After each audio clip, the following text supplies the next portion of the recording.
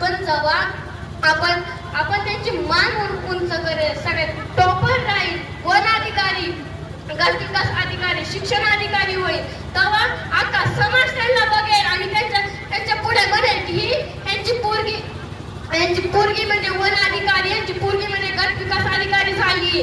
असं नाही म्हणत. असं म्हणल्यावर त्यांच्या डोळ्यात पाणी नाही का यायचं. आज माझे वडील इथे नव्हते कारण की ते शेतात राबायलाच गेलते ना, कारण की माझे वडील इथे नव्हते. मी म्हणते की मी मोठं होऊन हे होणार ते होणार, पण त्याचा सगळ्याचं मागचं श्रेय मी फक्त माझ्या वडिलांना आणि आईला दे. त्यांनी रानात कष्ट केलं, हे केलं ते केलं, पण केलंच ना, थोडं ना थोडं तरी केलंच. आपण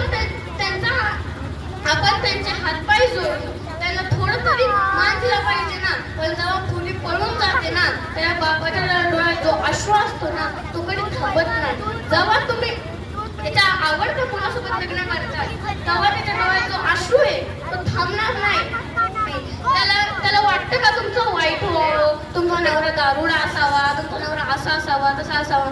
नाही ना वाटत. तो तुमच्यासाठी चांगलंच करतो ना. पण तरी पण काही पोरी पळून जातात, काही पोरी आत्महत्या करतात, कारण की माझ्या वडिलांनी माझ्या आवडत्या पोरासोबत लग्न नाही केलं. तसं नाही ग. बहीण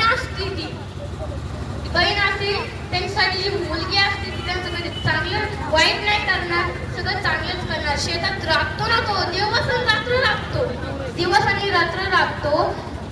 आपण म्हणतो की आपण आईचा लय गुणगान करतो, आई घराचा कळस असतो, पण बाप असतो ना घराचा पाया असतो. जेव्हा पाया खचतो ना तेव्हा घर कोसळल्याशिवाय राहत नाही, जेव्हा घर कोसळल्याशिवाय राहत नाही. आणि आज हे वसंत मनकारे सर यांचे मी पाया पडते आणि त्यांनी मला बापाचं महत्त्व समजून सांगितलं, म्हणून मी त्यांच्या